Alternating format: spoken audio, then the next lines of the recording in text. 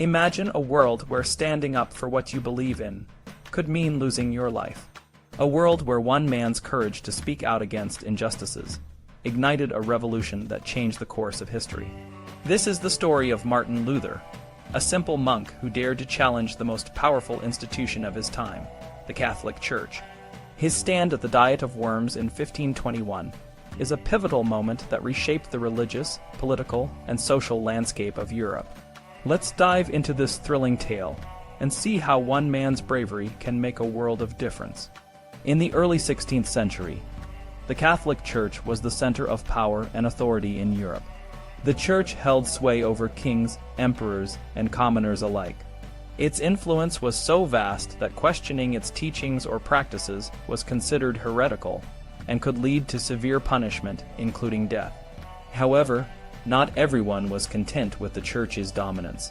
Many people, including Martin Luther, a German monk and professor, began to see the Church's practices as corrupt and in need of reform. Luther's journey to becoming a reformer started with his deep dissatisfaction with the Church's sale of indulgences. Indulgences were essentially a way for people to buy their way into heaven, or at least reduce their time in purgatory by paying the Church. This practice bothered Luther deeply. He believed that salvation should come through faith alone, not through financial transactions. In 1517, he nailed his 95 theses to the door of the Wittenberg Castle Church, a common practice for starting academic debates. However, his theses quickly gained widespread attention and sparked a movement that would come to be known as the Protestant Reformation. The Church's initial response to Luther was to try to silence him. But as his ideas spread, more and more people began to support his cause. The new Holy Roman Emperor, Charles V, was faced with a dilemma. On one hand, he needed the support of the Church to maintain his power. On the other hand, he couldn't ignore the growing unrest among his subjects.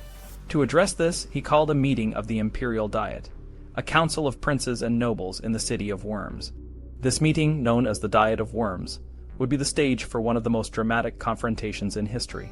Charles V, a young and ambitious emperor, was torn between his duty to the Church and his need to maintain peace in his empire. His confessor, Jean Glapian, a Franciscan friar, advised him to seek a compromise. Glapian believed that many of Luther's criticisms of the Church were justified, and that reform was necessary.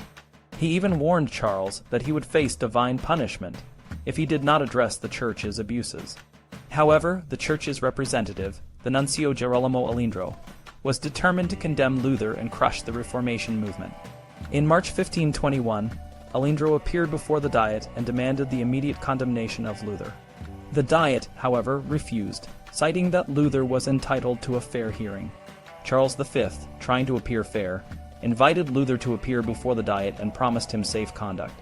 This was a risky move, as previous heretics who had been promised similar protection had ended up being arrested or worse.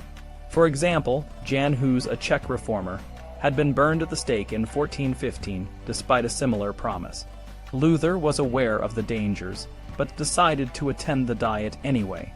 He believed that it was his duty to stand up for his beliefs, no matter the cost. On April 16, 1521, he arrived in Worms, escorted by a band of German knights. The streets were lined with people cheering him on, showing the support he had gained. The atmosphere was tense, and the stakes were high. The setting of the Diet was grand and intimidating. Luther, dressed in his simple monk's robe, stood before a room filled with the most powerful figures in Europe. The Emperor Charles V sat on a throne, flanked by a sea of nobles and prelates. The contrast between Luther's humble appearance and the opulence of the court was striking. Despite the intimidating surroundings, Luther remained composed and resolute. Johann von der Ecken, a representative of the Archbishop of Trier, presented Luther with a table piled high with his published works.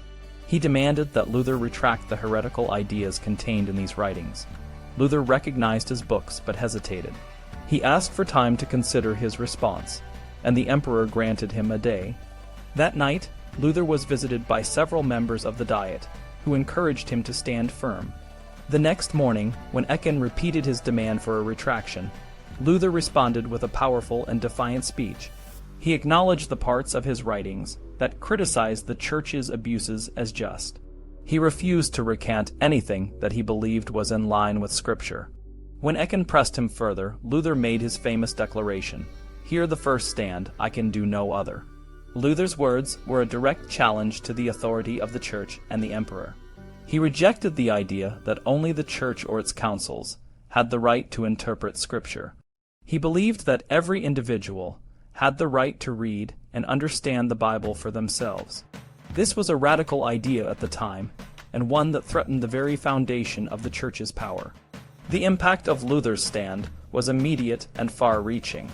The Diet, which had been divided on the issue, was now forced to take a stance. Charles V, despite his promise of safe conduct, declared Luther a heretic and ordered his arrest. However, Luther's supporters, including the Elector of Saxony, Frederick the Wise, helped him escape and provided him with a safe haven.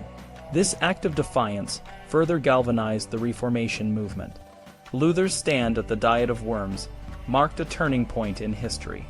It showed that one person, armed with conviction and courage, could challenge the most powerful institutions of the time.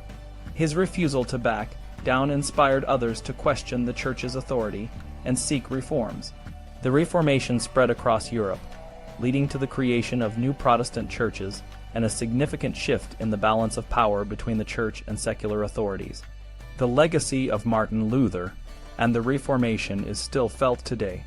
It laid the foundation for religious freedom and the idea that individuals have the right to question and challenge authority. It also paved the way for the development of modern democracy and the separation of church and state. Luther's courage and conviction remind us that standing up for what we believe in, even in the face of great danger, can lead to profound and lasting change.